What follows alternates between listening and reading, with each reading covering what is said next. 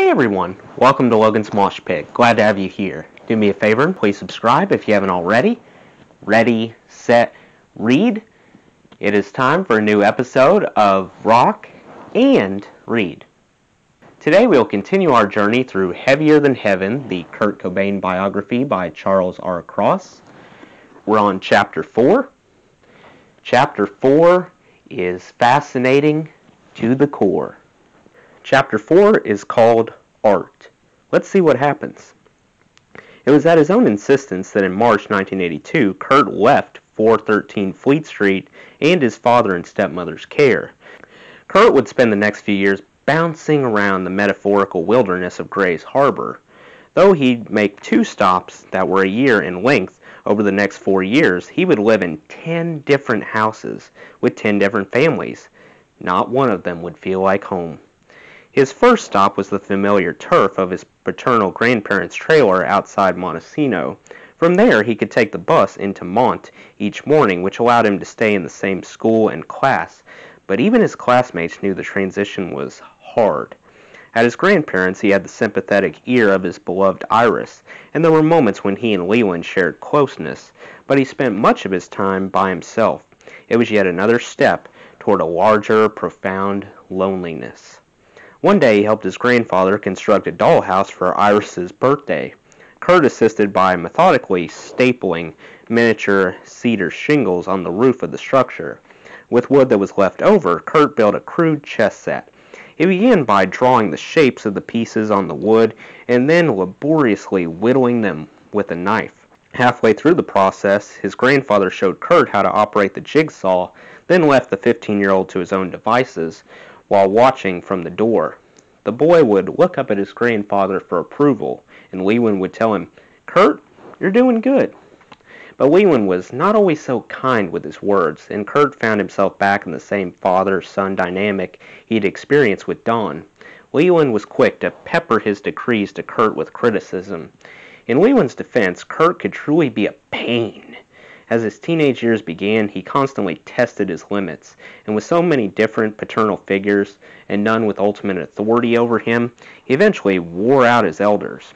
His family painted a picture of a stubborn and obstinate boy who wasn't interested in listening to adults or working. Petulance appeared to be an essential part of his nature, as did laziness, in contrast to everyone else in his family. Even his younger sister Kim had helped pay the bills with her paper route. Kurt was lazy, recalled his uncle Jim Cobain. Whether it was simply because he was a typical teenager or because he was depressed, no one knew. By summer of 1982, Kurt left Montesino to live with Uncle Jim in South Aberdeen. His uncle was surprised to be given the responsibility. "I was shocked that they let him live with me," Jim Cobain remembered. "I was smoking pot at the time. I was oblivious to his needs, let alone to what the I was doing." At least, with his inexperience, Jim was not a heavy-handed disciplinarian. He was 2 years younger than his brother John, but far hipper, with a large record collection. "I had a really nice stereo system and lots of records by the Grateful Dead, Led Zeppelin, and the Beatles. And I'd crank that baby up loud." Kurt's biggest joy during his months with Jim was rebuilding an amplifier. Jim and his wife had an infant daughter, and for space reasons soon asked Kurt to leave. From there, Kurt stayed with Wendy's brothers and sisters. Kurt was handed down from relative to relative, recalled Jim. He was the quintessential latchkey kid. He got along better with his uncles and aunts than he did with his parents, yet authority issues followed him. His uncles and aunts were less strict, yet in the more laid-back households, there was less of an attempt at structured family togetherness. His relatives had problems and struggles of their own. There wasn't anybody with the space for him, both physically and emotionally, and Kurt knew it. Kurt spent several months with his uncle Chuck, where he began to take guitar lessons. Chuck was in a band with a fellow named Warren Mason, one of the hottest guitar players on the harbor. Whenever they rehearsed at Chuck's house, rehearsals that always included pot and a bottle of Jack Daniels, Kurt would watch from the corner, eyeing Warren like a starving man, looking at a meatball sandwich. One day, Chuck asked Warren if he'd instruct the boy, and so began Kurt's formal training in music. As Kurt told the story, he only took 1 or 2 lessons, and in that short period, he learned everything he needed to know. But Warren remembered the instructions stretching on for months. and Kurt, being a serious student who spent hours trying to apply himself, the first thing Warren had to deal with was Kurt's guitar. It was more suited for showing off at school than playing. Warren found Kurt and Ibanez for $125. Lessons themselves were $5 per half hour. Warren asked Kurt the question he asked all his young students: "What are some of the songs you want to learn?" "Stairway to Heaven," was Kurt's reply. Kurt already knew how to play a crude version of Louie Louie. They worked on Stairway and then progressed to AC/DC's Back in Black. The lessons ended when Kurt's poor grades made his uncle reconsider this choice of afternoon recreation. Kurt continued to go to school in Mont through the second month of his sophomore year, but then transferred to Aberdeen's Weatherwax High. It was the same school his mother and father had graduated from, but despite the family roots and the proximity to his mother's home, it was 10 blocks away. He was an outsider there.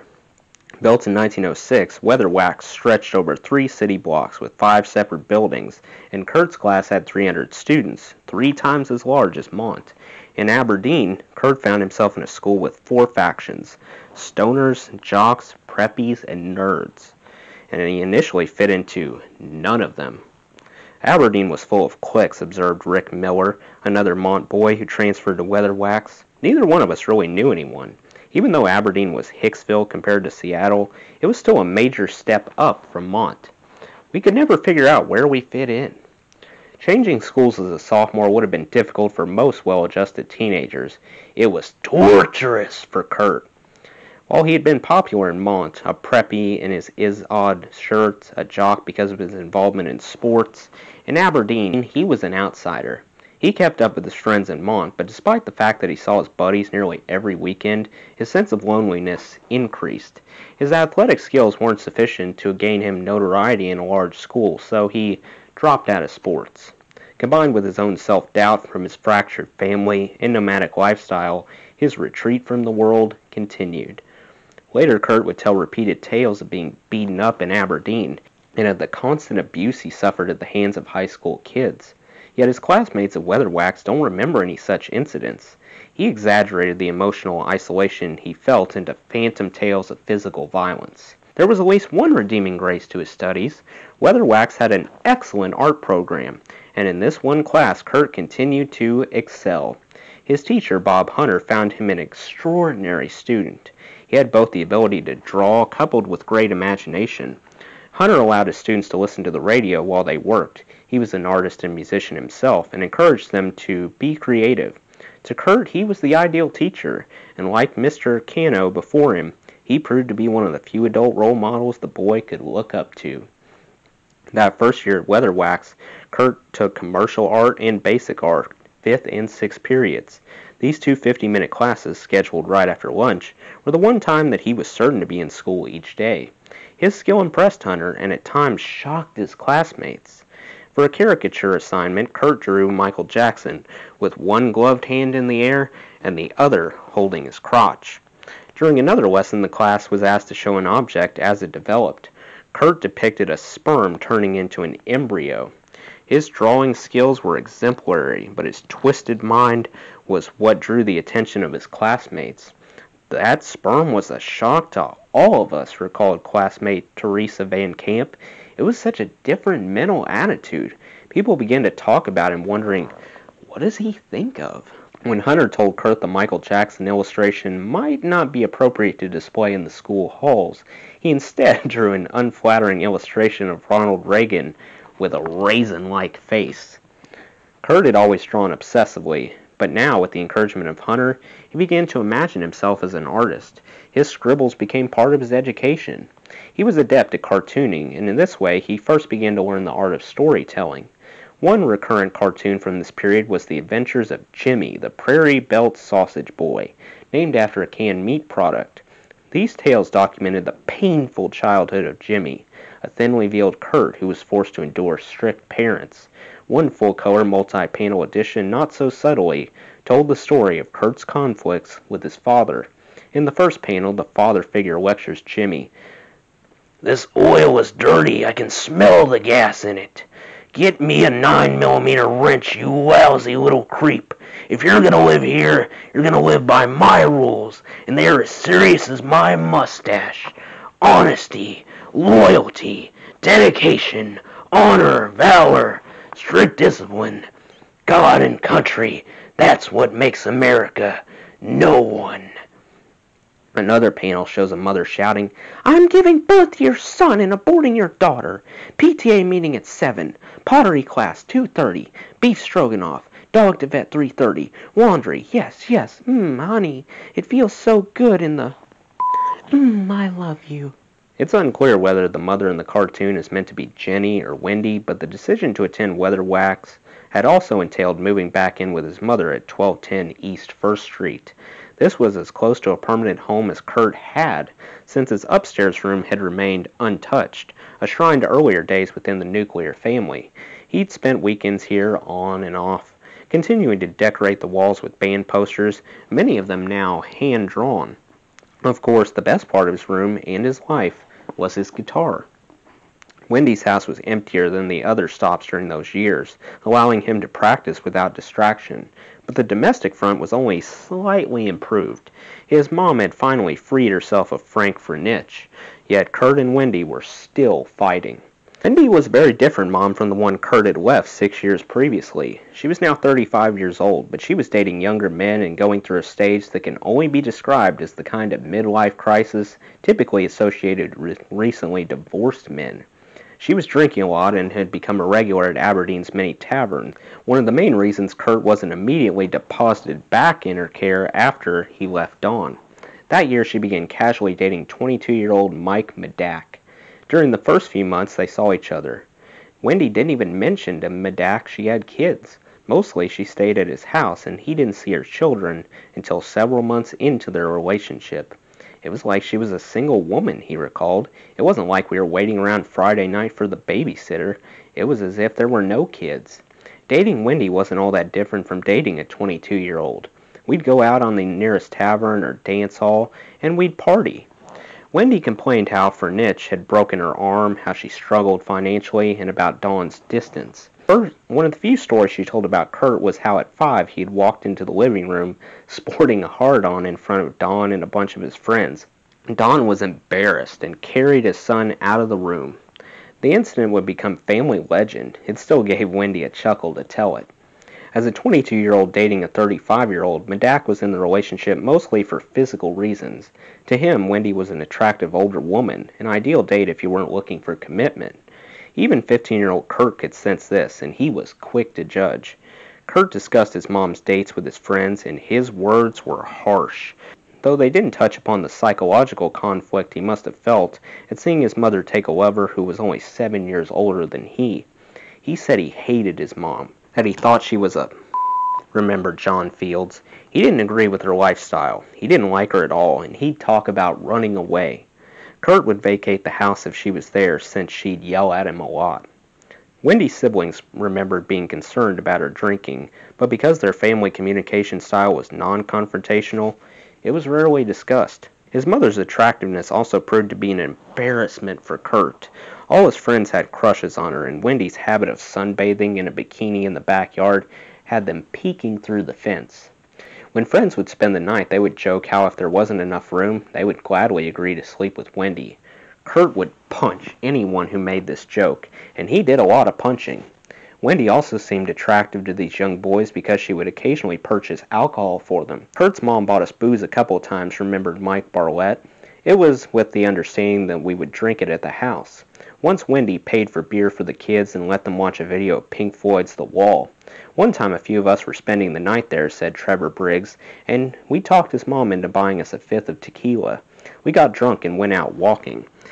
And when we came back, his mom was on the couch making out with a guy. Kurt's drunken 15-year-old response was to yell at his mom's paramour, "Give it up, dude. You ain't gonna get none. Go home." It was a joke, but there was nothing comical about his desire for a more traditional family. That Christmas, Kurt's main request was the Oningo Boningo album, Nothing to Fear. At the Friedenberg Christmas celebration, his aunt took a photo of him holding it. With his still short hair and boyish looks, he appears much younger than 15. Aunt Mary gave him the album Tadpoles from the Bonzo Dog Band, containing the novelty tune, Hunting Tigers Out in India. It was Kurt's favorite song that winter, and he learned how to play it on guitar. Right before Christmas, he had visited Mary, who moved to Seattle to search record stores. One of the items on Kurt's wish list was a soundtrack album to the H.R. Puff Stuff television show, which he adored. Another album he sought, his aunt had never heard of, REO Speedwagon's High Infidelity. He turned 16 that February and passed his driver's test. But the biggest event that spring was something far more important to him than his learner's permit. It was a milestone he talked about constantly through adolescence, though never in adulthood. On March 29, 1983, Kurt journeyed to the Seattle Center Coliseum to see Sammy Hagar and Quarter Flash, his first concert. Being big fans of Seattle radio station KISW, the signal would come in clear at night. Kurt loved Hagar's butt rock, and he also had a fondness for Quarter Flash's hit, Heart in My Heart. He went with Darren Nethery, whose older sister drove them. It was a big deal because it was the first concert we both saw, Nethery said. Somehow, we got a six-pack of Smith. Kurt and I sat in the back seat on the way up and had a hell of a good time. When we got to the show, I remember standing on the floor down by the back where they did all the lights after Quarter Flash had played. We were just in awe of all of it. The lights and the production. Then a whiskey bottle came flying from the very top stands and smashed right by us. We about crapped our pants, so we hauled out of there and found a place in the upper rafters to watch Sammy. I bought a t-shirt and Kurt did too. Kurt would later rewrite history and claim that the punk band Black Flag was his first concert. Yet what every one of his classmates in Weatherwax remembered was that 16-year-old Kurt coming to school the next day wearing an oversized Sammy Hagar t-shirt and talking like a pilgrim who had just returned from the Holy Land. As the 1983 school year ended, Kurt discovered punk rock, and the Sammy Hagar t-shirt was stuck in a bottom drawer, never to return. That summer he saw the Melvins, and it was an event that would change his life. He wrote in his journal, "In the summer of 1983, I remember hanging out at a Montecito, Washington thriftway when this short-haired employee box boy, who kind of looked like the guy in Air Supply, handed me a flyer that read, 'The Them Festival, tomorrow night in the parking lot behind Thriftway, free live rock music.'" Mont was a place not accustomed to having live rock acts in their little village, a population of a few thousand loggers and their subservient wives. I showed up with stoner friends in a van, and there stood the Air Supply box boy holding a Les Paul with a picture from a magazine of cool cigarettes on it. They played faster than I ever imagined music could be played, and with more energy than my Iron Maiden records could provide. This was what I was looking for. Punk rock. The other stoners were bored and kept shouting, "Play some Def Leppard." God, I hated those. More than ever. I came to the promised land of a grocery store parking lot, and I found my special purpose. He had twice underlined, this was what I was looking for. It was his epiphany, the moment when his small world suddenly became a larger one. The Air Supply box boy was Roger Buzz Osborne, who Kurt had known as an aloof older kid at Montecito High. When Kurt complimented Buzz after the show, he played to Osborne's Vanity, and Buzz was soon playing Mentor, passing along punk rock records, a book on the Sex Pistols, and dog-eared copies of Cream magazines. Despite his journal entry, it was not a complete transformation. Kurt still saw Judas Priest play at the Tacoma Dome that summer. Like other kids in Aberdeen, he mixed his punk with loads of heavy metal, though he didn't brag about this in front of Buzz, and he now favored punk t-shirts. The Melvins had started a year before, naming themselves, mockingly, after another employee at the Thriftway. Buzz claimed to have taught himself how to play guitar by listening to the first two Clash records. In 1983, the Melvins had no real fan base. They were heckled and ridiculed by most of the metalheads in Grays Harbor. Yet a dozen impressionable boys would gather around their practice space behind drummer Dale Crover's house at 609 West 2nd in Aberdeen. This motley crew of fans were called Klingons, a name coined by Buzz to describe both their Star Trek-like geekiness and habit of clinging to every word he uttered. Buzz himself looked more like Richard Simmons with his white man's afro than his fellow in Air Supply. Buzz dispensed advice to the Klingons, made them tapes, and acted as the Socrates of Montecito, an elder statesman sprouting off his views on all things worldly to his band of followers. He decided who was allowed at practices and who was banned, and he made up nicknames for all excepted. Greg Hokinson became Cokinson. Jesse Reed, who Kurt had met in class at Weatherwax and quickly befriended, became Black Reed after the band Black Flag, though like all the crew, he was Caucasian. Kurt never had a nickname that stuck. His friends from the time period always called him Cobain. His lack of a nickname wasn't a sign he was afforded any special status. In fact, it was the opposite. He didn't have a nickname because he was thought of as this runt who didn't deserve the recognition. Like Kurt, the Melvins stretched geographically from Mont, where Buzz lived with his parents, to Aberdeen, Crover's practice space. The Melvins' bass player was Matt Logan, also from Mont, whom Kurt had known from wrestling and Little League, and he soon became a friend. Anytime Kurt traveled to Mont, he was more likely to look up Buzz or Lucan than visit his father. One particular trip to Mont that summer was fueled by something other than his new love for punk rock. It was motivated by a girl. Andrea Vance was the younger sister of Kurt's friend Darren Nethery, and she was babysitting in Mont one afternoon when Kurt unexpectedly appeared. He was darling, she recalled. He had really great blue eyes and a killer smile. His hair was really pretty and soft. He wore it medium length. He didn't talk a lot, and when he did, he was soft-spoken. They watched the Brady Bunch, and Kurt played sock and bots with the kids. Like clockwork, he returned the next afternoon, and Vance rewarded him with a kiss. He returned every day for a week, but the romance never progressed beyond necking. He was very sweet and really respectful, Vance remembered. I didn't feel like he was a walking hormone. But underneath the surface, his hormones were raging. That same summer, Kurt had what he'd later describe as his first sexual encounter with a developmentally disabled girl. As he reported in his journal, he pursued her only after becoming so depressed about the state of his life that he planned suicide. That month happened to be the epitome of my mental abuse from my mother, he wrote. It turned out that pot didn't help me escape my troubles too well anymore, and I was actually enjoying doing rebellious things like stealing booze and busting store windows. I decided within the next month that I'll not sit on my roof and think about jumping, but I'll actually kill myself. And I wasn't going out of this world without actually knowing what it was like to get laid. His only avenue seemed this girl. One day, Trevor Briggs, John Fields, and Kurt followed her home and stole her father's liquor. They had done this numerous times, but this time Kurt stayed after his friends departed. He sat on the girl's lap and touched her breasts. She went into her bedroom and got undressed in front of him, but he found himself disgusted, both with himself and with her. I tried to her, but I didn't know how, he wrote. I got grossed out very heavily with how her smelled and her sweat reeked, so I left. Though Kurt retreated, this shame would stick with him for the rest of his life. He hated himself for taking advantage of her, yet he also hated himself for not seeing the scenario through, an almost greater shame to a virginal boy of 16. The girl's father protested to the school that his daughter had been molested, and Kurt was mentioned as a suspect.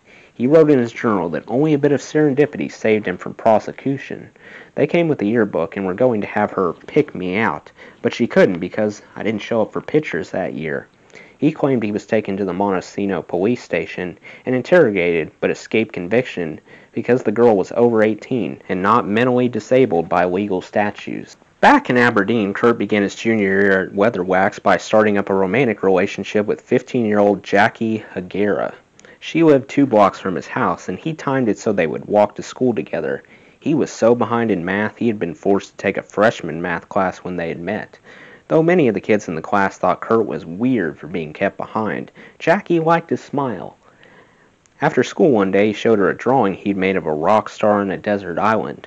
The man was holding a Les Paul guitar with a Marshall stack plugged into a palm tree. For 16-year-old Kurt, it was his vision of paradise. Jackie said she liked the drawing. 2 days later, he approached her with a gift. He had redrawn the same image, but in poster size, complete with airbrushing. "It's for you," he said, looking at the floor as he spoke. "For me?" she asked. "I'd like to go out with you sometime," he explained. Kurt was only slightly disenchanted when Jackie told him she already had a boyfriend. They continued to walk to school together, occasionally holding hands, and one afternoon in front of her house, he pulled her close and kissed her. "I thought he was so cute," she said. During his pivotal junior year, even his appearance began to transform what had universally been described as cute to what some of his weather-waxed classmates would call scary. He grew his hair long and it was rarely washed.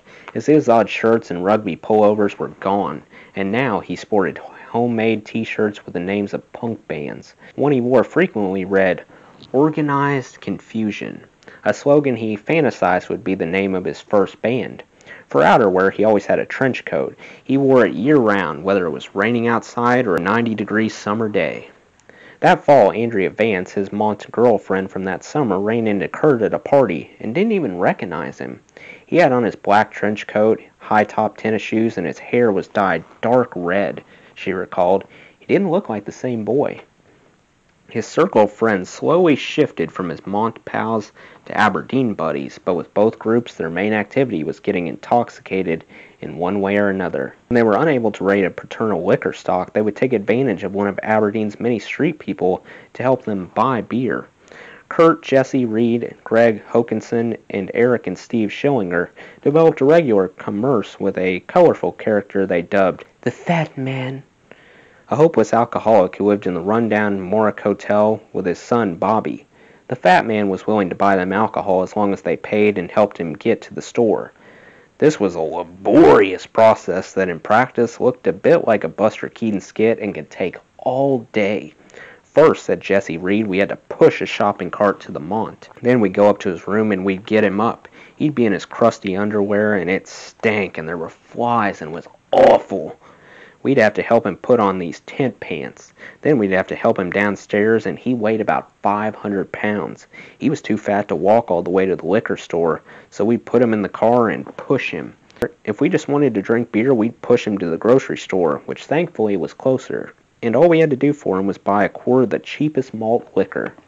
The Fat Man and Bobby, an odd couple if there ever was one, unknowingly became the first subjects of some of Kurt's storytelling.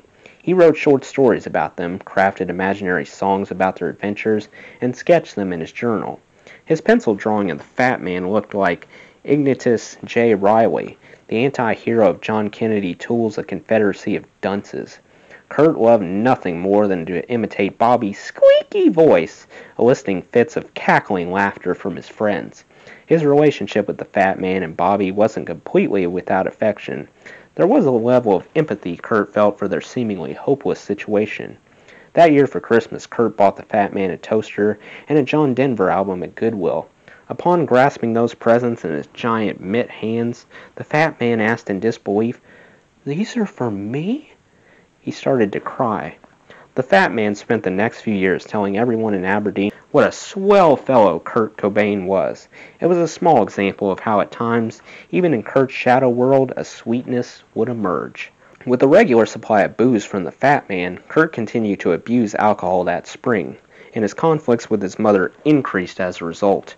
The arguments were worse when Kurt was stoned or frying on acid, which had become a regular occurrence. Greg Hokanson recalled going to Kurt's house with Jesse Reed and hearing Wendy yell at Kurt for an hour as Kurt tripped on LSD, completely unresponsive to her shouts. Wendy was awful to him, Hokanson said. He hated her.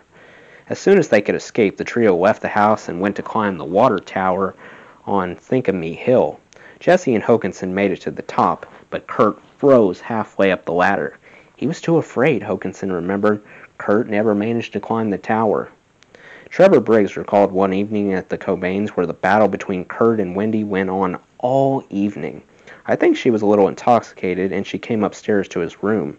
She was trying to party and get loose with us. He got pissed off at her about it. And she said, "Kurt, if you don't watch it, I'm going to say in front of all your friends what you told me."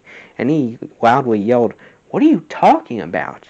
She eventually left, so I asked him what she was going to say. He said, "Well, I made a comment to her once about how just because a guy gets hair on his balls doesn't mean he's a grown man or mature."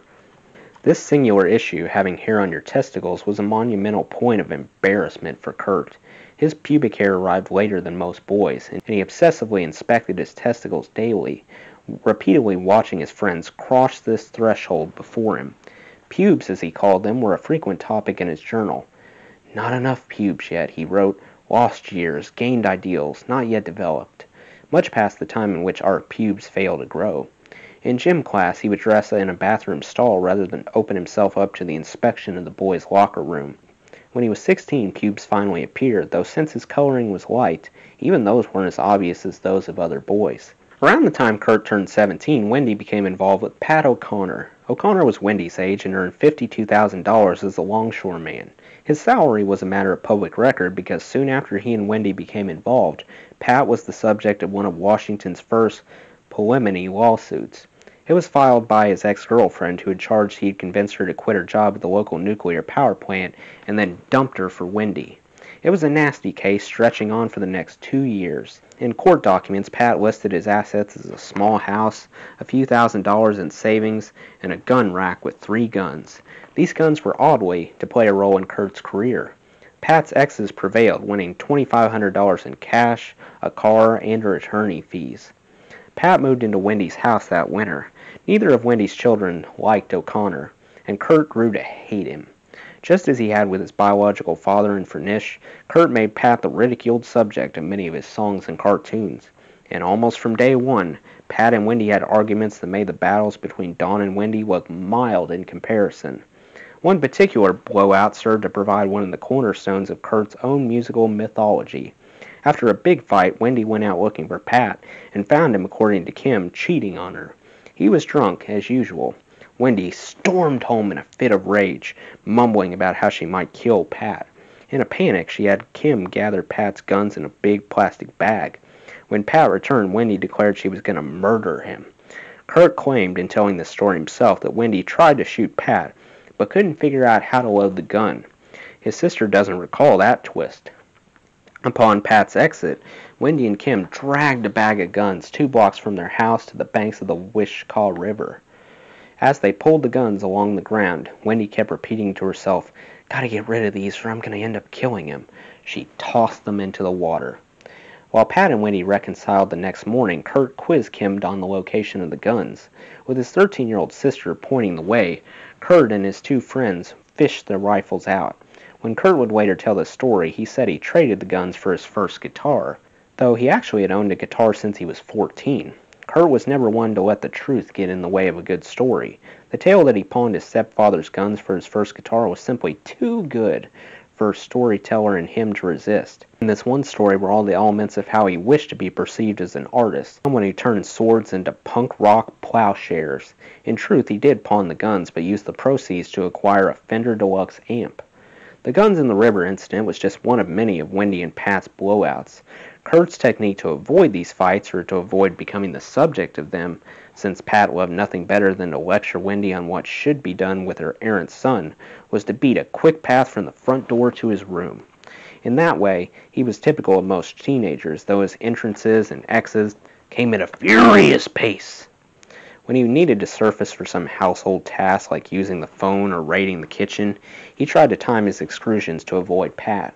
His room became his sanctuary, and his description a few years later in his journal about a trip back home was as much emotional as it was physical. "Every time I come back, it's the same deja vu memories that send a chill up my spine. Total depression, total hatred, and grudges that would last months at a time. Old peaches with contents of drawings of rocker dudes playing guitar, monsters, and sayings on the cover like 'This Bud's for You' or 'Get High'. Intricate sketchings of altercations of sexual puns on the happy tennis-playing girl. Look around and see the Iron Maiden posters with ripped and hole-filled corners, nails in the wall where tractor hats are still displayed, dents in the table from 5 years' worth of playing a beer game called Quarter Bounce, the stained rug from snooze spittoon spills. I look around and see all this. And the thing that reminds me the most about my worthless adolescence is, every time I enter the room, I run my finger across the ceiling and feel the sticky residue from a collection of pot and cigarette smoke. During the spring of 1984, his conflicts with the adults in the house grew to a boiling point. He loathed Wendy for her weakness when it came to men. Just as he had found issue with his father's desire to remarry, he hated Pat even more, since the older man provided advice in a manner designed to point out Kurt's inadequacies. The 2 males in the household also differed on how they thought women should be treated. Pat was a womanizer, Kim said, and Kurt wasn't. Kurt was very respectful of women, even if he didn't have a lot of girlfriends. He was looking for someone to fall in love with. Pat's lectures on how a man needs to be a man and act like a man were unending. When Kurt repeatedly failed to live up to Pat's standards, he'd be called a... "Why don't you ever bring any girls home?" he asked Kurt. "When I was your age, there were girls in and out of my bed all the time." With this nugget of manly advice, Kurt went to a party. There he ran into Jackie Hagera. When she and a girlfriend wanted to leave, Kurt suggested they retreat to his house. Perhaps he saw an opportunity to illustrate a point to Pat. Still, he snuck them upstairs without disturbing the adults. The girlfriend was quite drunk and proceeded to pass out on the twin bed in the playroom outside of Kurt's bedroom. With her friend incapacitated and unable to walk, Kurt told Jackie, "You can crash here." Suddenly, the moment Kurt had been waiting for arrived. He had long yearned to leave behind his adolescent sexual fantasies and honestly declared to his high school classmates that he was no longer a virgin. In fact, like most boys his age, he had been lying about the matter for several years. Growing up in a world where men were rarely touched except with the occasional slap on the back, he was starved for this feel of skin on skin. In Jackie, he had picked a more than willing companion. Though only 15, she was already experienced, and on the night she found herself in Kurt's bedroom, her steady boyfriend happened to be in jail. She knew what was going to happen next as they moved into Kurt's room. There was, as Jackie remembered, a moment when they looked at each other and lust filled the room with the power of an internal combustion engine revving up. Kurt turned off the lights, the pair pulled off their clothes, and they excitedly jumped into bed and held each other. It would be Kurt's first embrace of a fully naked female, a moment he had long dreamt about, a moment that in many nights of adolescent masturbation on this very bed he had imagined. Jackie began to kiss him. At the moment their tongues touched, the door flew open, and in walked Kurt's mother. Wendy was not, by any stretch of the imagination, happy to see her son in bed with a naked girl. She was also not pleased to see another girl passed out in the hallway. "Get the out!" she yelled. She had come upstairs to show Kurt the lightning outside. The fact that a major storm was raging had been lost on the young lovers, only to discover her son in bed with a girl. As she marched down the stairs, Wendy yelled, "Get the out of my house!" Pat, for his part, was completely silent on the matter, knowing any comments from him would further enrage Wendy. Hearing a commotion, Kurt's sister Kim ran in from the next room. She observed Kurt and Jackie putting shoes on a girl who was passed out. "What the?" Kim inquired. "We're leaving," Kurt told his sister. He and Jackie dragged the other girl down the stairs, and they went outside into one of the biggest storms of the year. As Kurt and his two cohorts began walking down First Street, the fresh air had revived the drunk friend. It began to rain, and though that seemed like an ominous sign, before the sun would rise, Kurt would lose his virginity. Already he was visibly shaking, his raging hormones mixing with anger, shame, and fear. It had been humiliating to dress in front of Jackie, still sporting an erection. As in his encounter with the disabled girl, lust and shame were equally strong drives within him, hopelessly intertwined and confused. They headed to Jackie's friend's house, but as soon as they walked in, so did Jackie's boyfriend, just sprung from jail. Jackie had warned Kurt about the violent nature of her paramour, and to avoid a confrontation, Kurt pretended he was the other girl's date. When Hagera and her boyfriend left, Kurt and the girl ended up spending the night together.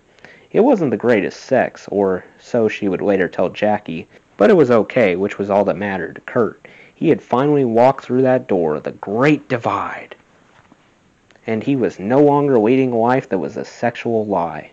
Kurt left early in the morning to walk around Aberdeen in the pale light of dawn. The storm had passed, birds were chirping, and everything in the world seemed more alive. He walked around for hours, thinking about it all, waiting for school to begin, watching the sun come up, and wondering where his life was headed. Well, that's the end of Chapter 4. Let me know what you thought of Chapter 4 in the comments below. That does it for today's video, guys. I hope you enjoyed. Make sure to like, comment, and subscribe if you haven't already. I really appreciate the support. I'll see you next time. Till then, rock on.